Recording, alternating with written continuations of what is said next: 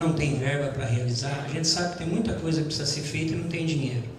Então, se não poderia já prever uma legislação, ou no próprio plano diretor, mas pudesse ser uma parada, talvez, do parcelamento de solo, uma troca, de repente, quando você vai fazer um parcelamento de solo no loteamento, em vez de você fazer uma doação de uma área que naquele momento não tem utilização, uma compensação. Se já fosse previsto que pudesse ser feita uma compensação por alguma coisa que o município tivesse precisando mais, de repente uma avenida, ou como a própria colega falou, naqueles 10% que São Paulo está fazendo hoje. Então, que fosse previsto, já o jurídico pudesse ver se isso é viável, se nós podemos já prever uma norma geral no plano diretor que possibilitasse, talvez até que passe pela Câmara Municipal, uma coisa muito bem feita, com avaliações, é claro, mas que propiciasse respostas mais rápidas aos anseios e às necessidades da população.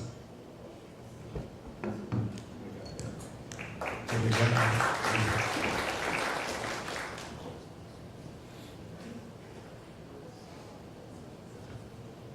Carlos Alencastro, sou presidente da Associação de Engenharia, Arquitetura e Agronomia de Ribeirão Preto, entre outras funções, diretor do DAESA, né?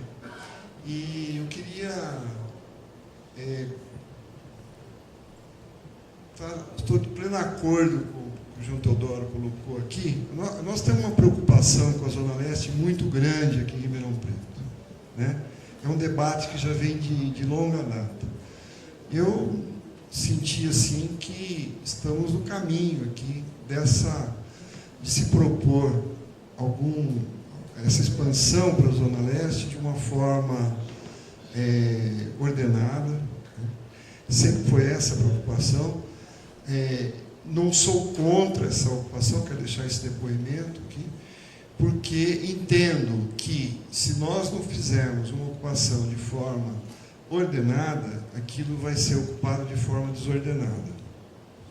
Então, essa preocupação, Machote, é extremamente importante. Você disciplinar, ter regras claras para que os investidores possam estar fazendo seus investimentos lá de forma bastante inteligente, de forma a nós temos a permeabilização, né, da água para chegar até o Guarani, conforme já foi falado que os poços lá estão por volta de 80 metros, quer dizer, é muito pouco que chega ao Guarani do que chove na região.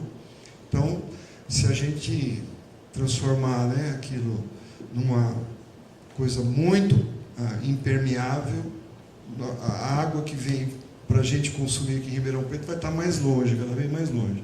Então, essa ocupação de uma forma bastante consciente, com um regramento bem pré-estabelecido, eu acho que é muito importante a gente fazer a ocupação, mas com bastante parcimônia também, bastante cuidado, principalmente na questão de indústrias, de coisas que possam ser colocadas lá e acabar prejudicando o nosso aquífero. Então é isso, é um depoimento de apoio aqui, acho que estamos indo bem aqui com relação a isso. Obrigado.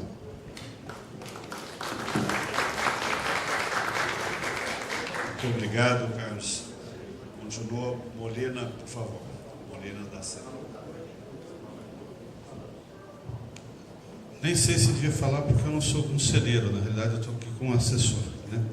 Mas já que o Ortega me passou o microfone, então eu só tenho uma preocupação, quer dizer, que é a seguinte: nós temos, de acordo com o site Empresômetro, nós temos em Ribeirão Preto 104 mil CNPJs, 104 mil pessoas jurídicas. Dessas, mais ou menos 60 a 70 mil são MEIs. Eu enxergo a cidade como um espaço, além de moradia, de lazer, onde as pessoas buscam conforto, segurança, também como um espaço de trabalho. E eu me ressenti muito na audiência de sábado não ter nenhum grupo dedicado exclusivamente ao debate do desenvolvimento econômico. Quer dizer, eu não sei se eu vou para o grupo de desenvolvimento territorial, se eu fico no grupo dos debates sociais, se eu fico em saneamento, porque ali não há nenhuma agenda voltada assim, de como que eu faço para que seja melhor produzir em Ribeirão Preto, seja melhor gerar riqueza em Ribeirão Preto, seja mais fácil fazer isso. Eu acho que eu vou tentar me encaixar lá, mas eu sinto, a gente vai tentar fazer na SEI, né? Ainda não conversei com o presidente Dorival, mas antes do dia 15, pelo menos uma reunião envolvendo alguns players, chamando nossos sócios, para tentar fazer esse diálogo lá. Tá? Era isso. Muito obrigado, Molina. Continua aberta a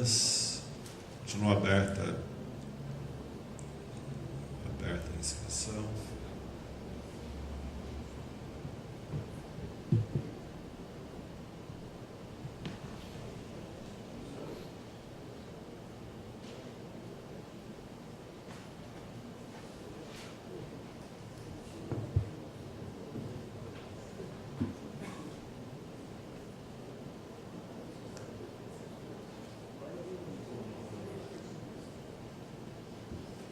Alguém mais? Nós vamos, se não tiver mais inscrições, nós vamos fazer um comentário geral, porque o objetivo é registrar as observações e fazer comentários gerais sobre elas. Nós vamos registrar, como disse, vamos analisar a possibilidade de compatibilizar, de acolher as sugestões, de como inserir no texto base as sugestões que foram oferecidas, e se não tiver mais observações, aí eu vou convidar aqui o Afonso e o Valdo para fazer comentários aqui sobre a área de saneamento, particularmente a questão de resíduo. Posso fazer isso? Posso. O Valdo? É isso, Afonso? Então, o Valdo é diretor da ERP, que falar sobre isso. Aí, em seguida, eu e o Zé Roberto fazemos um comentário sobre as demais observações.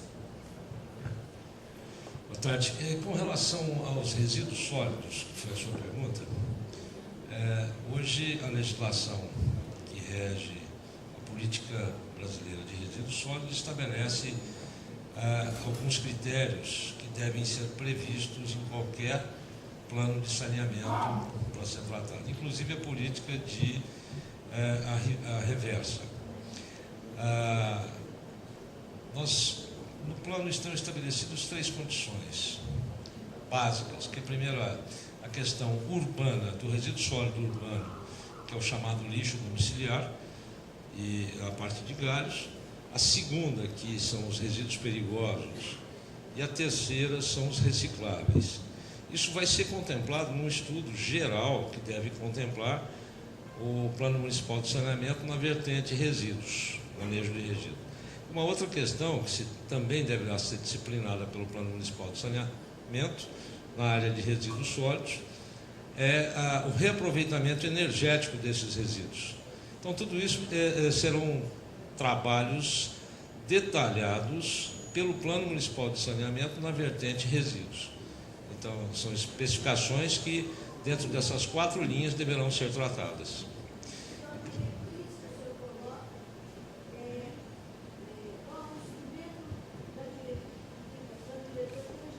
As diretrizes. E é o plano de saneamento que é o Plano Municipal de Saneamento Básico que detalha essas questões e estuda cada uma dessas questões, seguindo sempre a 12.305, que é a Política Nacional de Resíduos Sólidos.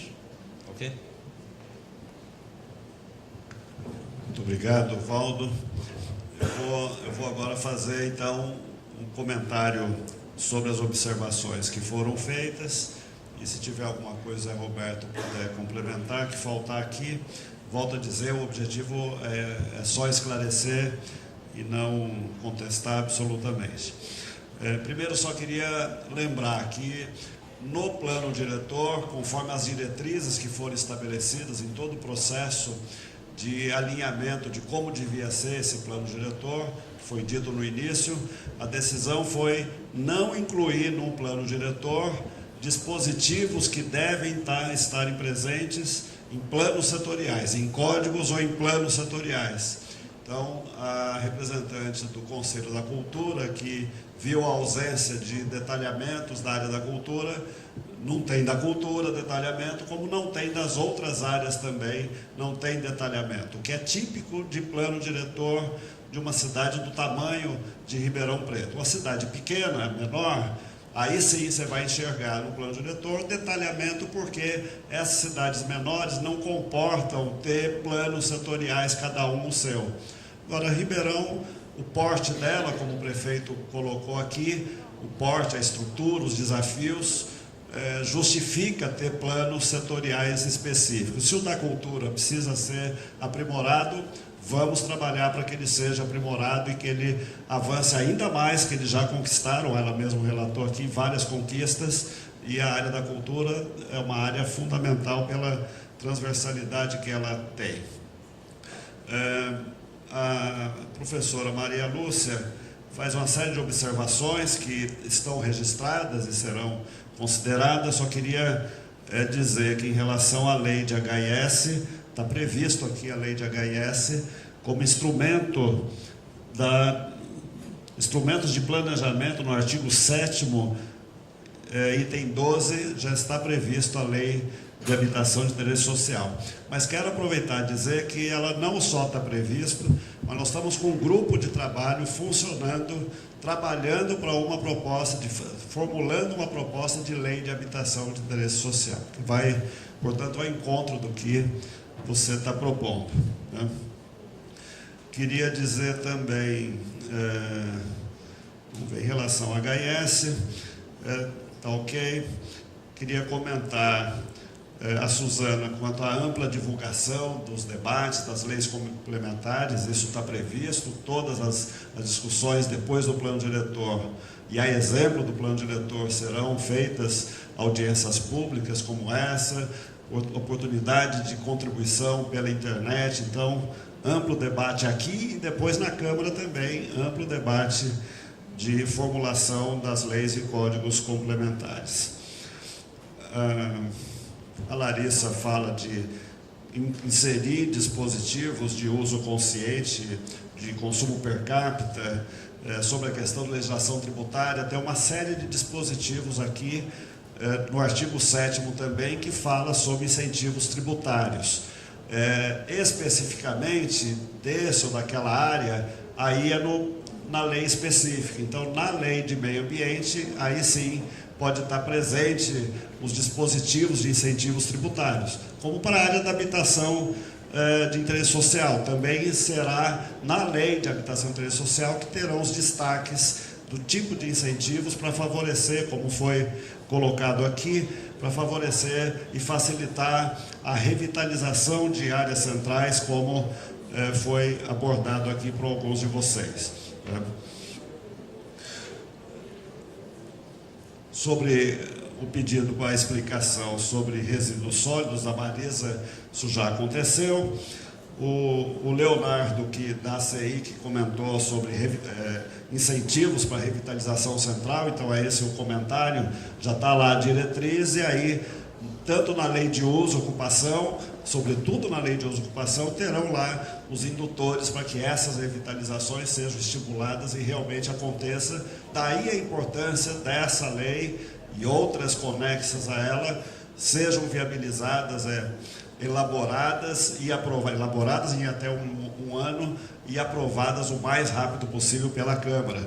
A proposta que a professora trouxe aqui em relação a definir, ao definir prazo, atribuir responsabilidade de improbidade a quem não fazer a aprovação, isso talvez possa ser interessante, já existe em outros dispositivos legais, e isso a gente tem que dialogar com a Câmara, porque isso tem a ver com a Câmara também. O Poder Executivo pode anuir, pode concordar em ter essa disposição, até porque o próprio Executivo é que está propondo esses prazos. Agora, a aprovação é do Legislativo. E aí as discussões aqui podem levar a incluirmos, mas claro que teríamos que nas audiências públicas do Legislativo fazer a parte também do Legislativo deles se disporem a definir prazo para aprovação, o que acredito que possa ser interessante, porque muitas cidades sofrem, como o Ribeirão vem sofrendo, pelo fato de ter, muitas vezes, o executivo envia para a Câmara e, por diferentes razões, acabam não aprovando esses instrumentos, né?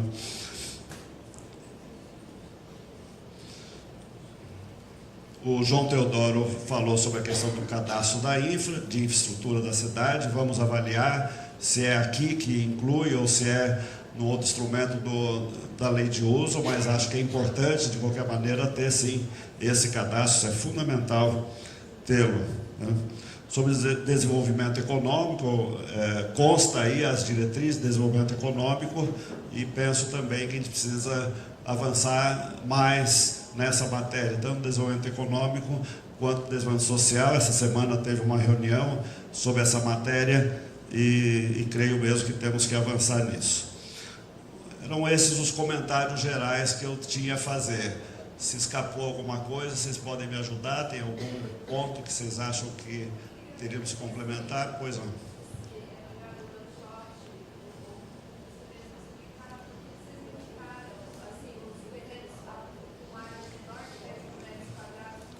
Então, isso não teve consenso, inclusive, no grupo. Há quem defendia manter, há quem defendia excluir. Não, o para manter é porque nós não tínhamos ainda o detalhamento dos vazios urbanos, porque aquele dispositivo tem a ver com quantidade de vazios urbanos do mesmo proprietário, né? E aí esse detalhamento dá para levantar a tempo, então preferimos manter para analisar melhor se vale excluir ou não, e foi boa a sua intervenção, porque está registrada aqui já uma observação em relação a ele. Então vamos fazer a análise, e se chegarmos à conclusão que é a sua, a gente exclui, mas já está registrado, né? Faltavam dados suficientes para, vamos excluir e tal. Essa é a justificativa por ter sido mantido, né?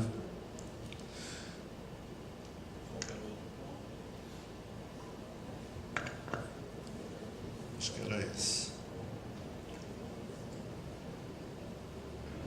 Mais alguém? Nós vamos para o encerramento. Podemos encerrar? Então, só mais uma vez dizendo, o texto está no site da Prefeitura, contribuições podem ser enviadas pela internet, naquele endereço que está ali. Hoje à noite tem outra audiência, amanhã cedo tem audiências públicas setoriais. Amanhã tem um grupo sobre aspectos físico-territoriais, um outro grupo sobre meio ambiente e saneamento, outro grupo sobre mobilidade, sistema viário, transporte, e outro grupo sobre políticas sociais, desenvolvimento econômico, social, tecnológico, né? Amanhã, às 8 horas da manhã, na escola Alfeu Gasparini também. 9 horas da manhã, estou querendo que todos acordem mais cedo, como preceito. 9 horas da manhã até o meio-dia, lá também na escola. Na terça-feira, à noite, na mesma escola, tem nova sessão de audiência pública, a exemplo de hoje à noite, né? Então, vou agradecer muito em nome do prefeito, em nome de toda a equipe que está conosco aqui nesse trabalho, e agradecer a colaboração e a participação de todos vocês. Muito obrigado e bom final de semana para vocês.